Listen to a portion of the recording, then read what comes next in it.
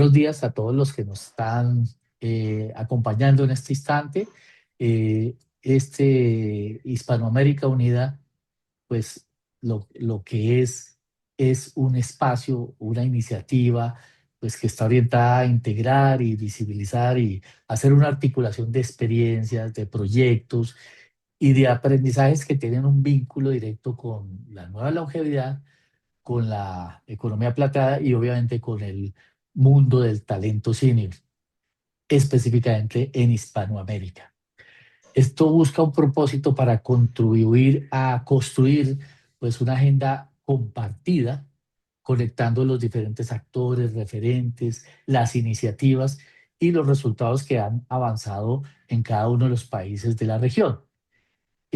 Obviamente el objetivo de estas entrevistas o de estos encuentros virtuales es generar unas conversaciones significativas con los referentes de los diferentes países para conocer perspectivas, para conocer sus experiencias y las oportunidades que hay para toda la región. Hoy tengo el gusto de conversar con Catalina Santana Castellanos. Catalina, buenos días. Buenos días, Raúl. Muchas gracias por esta invitación. Bueno, Catalina es CEO y fundadora de 101 Ideas, y obviamente estamos seguros que los aportes que ella nos vaya a hacer va a enriquecer significativa estos espacios de conversación. Gracias por acompañarnos. Catalina tiene una amplia experiencia en la nueva longevidad y en la economía plateada, a pesar de sus años, que es una persona joven con mucha energía en este ámbito de la economía plateada, de las personas mayores y de la nueva longevidad. Ella es diseñadora industrial, es especialista en investigación y tendencias, call hunter, con un enfoque en longevidad y en envejecimiento activo. Ha liderado investigaciones sobre todo lo que es el futuro del trabajo con las personas mayores, con el talento senior. Eh, Ha trabajado en todo este tema de las tendencias de estos ecosistemas plateados, la transformación que se debe dar o se viene dando demográficamente a nivel del mundo y a nivel de Latinoamérica y del Caribe, y visibilizando pues ese criterio de envejecimiento como una de las grandes oportunidades. Como cofundadora y gerente de 101 Ideas, pues trabaja en todo ese tema de la inclusión y la intergeneracionalidad. En esto pues ha acompañado y ha asesorado varias empresas, empresas de sectores aseguradores, financieros, energéticos, generando esas estrategias de contra el edadismo y a favor de el desarrollo de la longevidad. También tiene algo muy importante que es reconocido internacionalmente, es representante de Colombia, con el sello de Certified Age Friendly Employer, café, ¿cierto? Seleccionada por el BitLab y destacada como una voz importante y relevante en el concepto de intergeneracionalidad. Es Fellow de Ashoka, región andina, y Fellow de eLab Columbia University. En Colombia ha tenido la oportunidad de participar en políticas públicas, en ley sobre contratación de personas mayores y en la inclusión de la nueva longevidad dentro del plan de desarrollo específicamente de Bogotá. Obviamente speaker internacional, muy conocida a nivel de Latinoamérica, difundiendo pues todo este tema de la mirada de una envejecimiento, una longevidad distinta para transformar e impactar a las sociedades. Catalina, creo que me extendí, pero pues es para mostrar que esa juventud que tienes lleva toda una sabiduría en torno al tema de la longevidad. Y pues entrando en materia, pues voy a hacerte algunas preguntas cortas. La primera que te quiero decir es, ¿cómo ves tú los cambios que hoy se van dando en la nueva longevidad y en la economía plateada? ¿Y cuál ha sido su experiencia en Colombia? Bueno, yo creo que si pensamos de manera global, nos damos cuenta que desde el año 2015 en la región empieza como a ponerse sobre la mesa de conversación el impacto de la transformación demográfica en en las diferentes capas, digamos, de la sociedad de Sí, América Latina y el Caribe, valga la redundancia. Eso viene desde pensadores como Diego Bernardini, que empezó a investigar el impacto de esto en América Latina, y posteriormente se empieza a hablar del concepto de economía de la longevidad, no solamente economía plateada, y el dividendo de la longevidad. Entonces, dicho esto, desde el año 2023, a finales del 2023, cuando el Banco Interamericano de Desarrollo decide en Uruguay reunir a una serie de entidades y personas que veníamos trabajando en esto para determinar cuáles eran las 4 líneas de acción a través de las cuales se iba a trabajar en la región para dar respuesta desde la multilateral y buscar respuestas desde el sector financiero a la transformación demográfica, es cuando yo creo desde mi experiencia que este tema empieza a ser puesto en agenda, no solamente de los estados, sino también de las empresas privadas. Dicho esto, es importante entender que la transformación demográfica empieza a permear las diferentes capas de la sociedad, en Colombia específicamente, sí. desde el año 2020. En plena pandemia, un congresista que se llama José Daniel López decidió mm, lanzar un proyecto de ley para impulsar la contratación de personas que estuvieran en etapa jubilatoria pero no se hubieran jubilado. Antes de eso, todo el enfoque había sido o social asistencialista o clínico médico puntualmente, ¿sí? O sea, de Ujú. bienestar, pero clínico médico. Ahí Economía es del cuidado. cuando, exacto, supuestamente no, específicamente en economía del cuidado, pero economía del cuidado vista desde un punto de vista, valga la redundancia, conservador.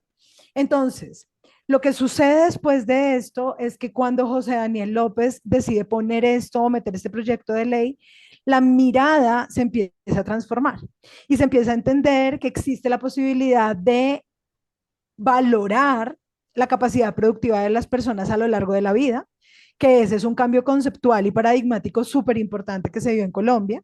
Luego ese proyecto de ley se vuelve una ley. Nosotros participamos en la mesa de normatización de esa ley y después empiezan a erigirse diferentes iniciativas en el país. En ese momento todavía las corporaciones no miraban esto como una opción, no lo veían como una opción.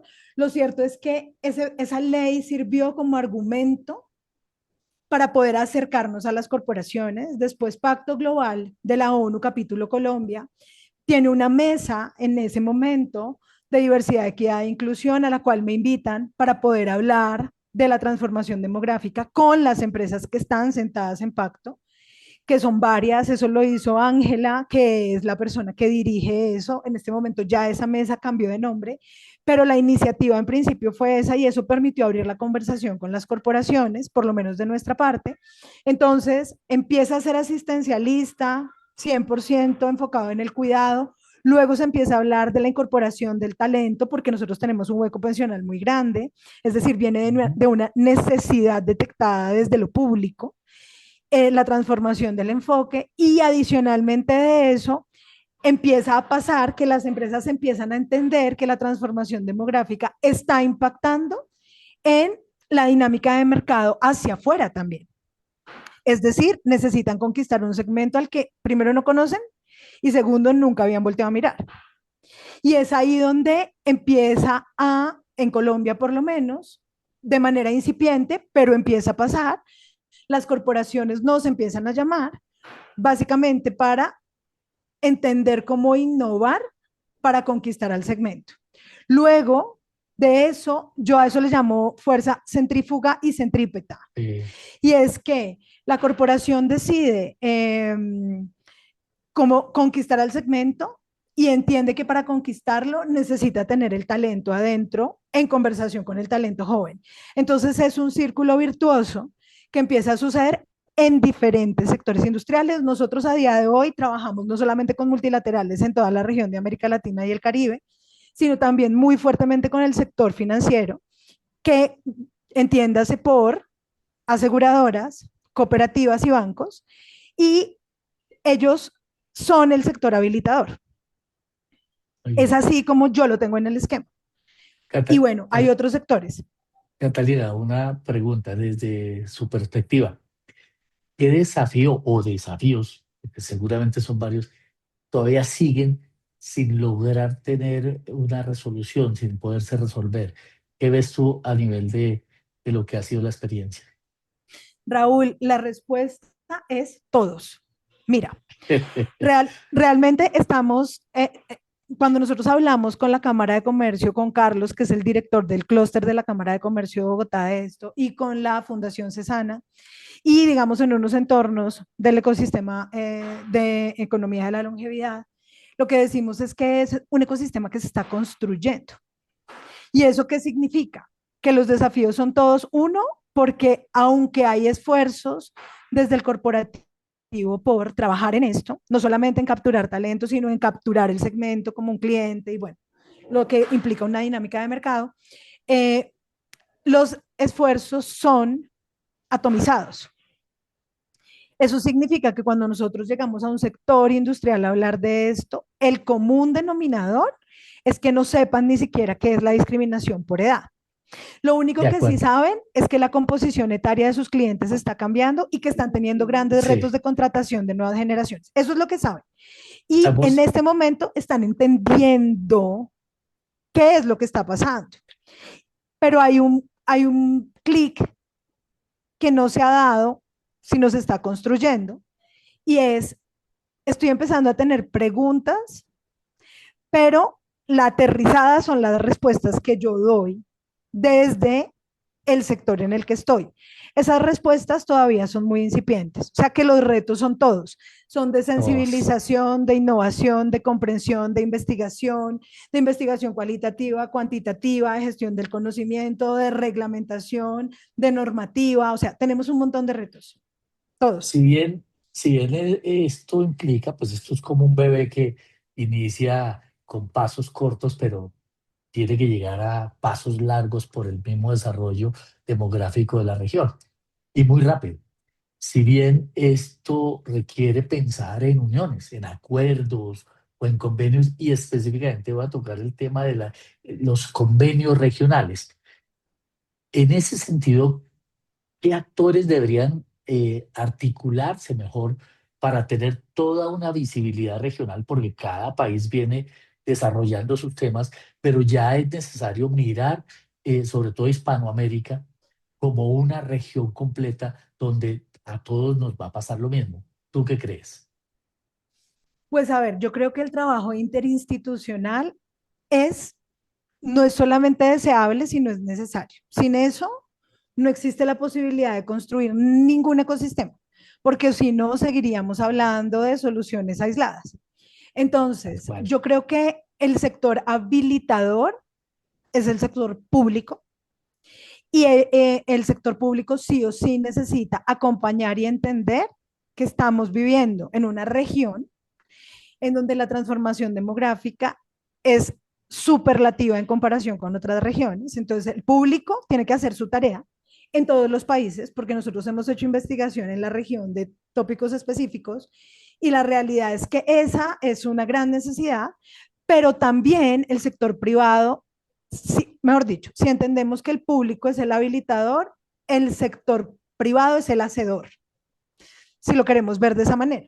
Entonces necesitamos que el privado también entienda que su papel en medio de esta transformación demográfica es fundamental, no solamente porque necesita responder a una realidad social, sino porque es una herramienta competitiva para él, porque la composición etaria cambió y eso impacta en las organizaciones, en la economía, en la sociedad, en fin. En la mitad, ¿quiénes están? Los puentes. ¿Y los Ok, puentes quiénes son? Para, desde nuestra experiencia, son la sociedad civil, es decir, las organizaciones de sociedad civil, son esas que nos indican hacia dónde tiene que ¿hacia ir el dónde? impacto y cuáles son las necesidades reales de la población. Porque al final, si piensas, hoy las dinámicas de mercado ya no son de estos unicornios gigantes, ¿no? Que están captando un montón de dinero. Claro que sí, tiene que ser sostenible porque las empresas necesitan rédito fin, o sea, ese es el objetivo de una empresa, pero lo cierto es que ahora se habla mucho de las empresas cebra, que son las de Sí, triple impacto. Y como hay una lente observadora, porque todo está demasiado tecnologizado, significa que las empresas tienen que responder no solamente a la sostenibilidad económica, sino también medioambiental y social. Esa es como la articulación tiene que haber política pública, sector privado, sociedad civil, organismos multilaterales. Es un poco es el crisol. ok. Catalina, pues Hispanoamérica Unida pues viene trabajando en articulación de espacios y diálogos regionales.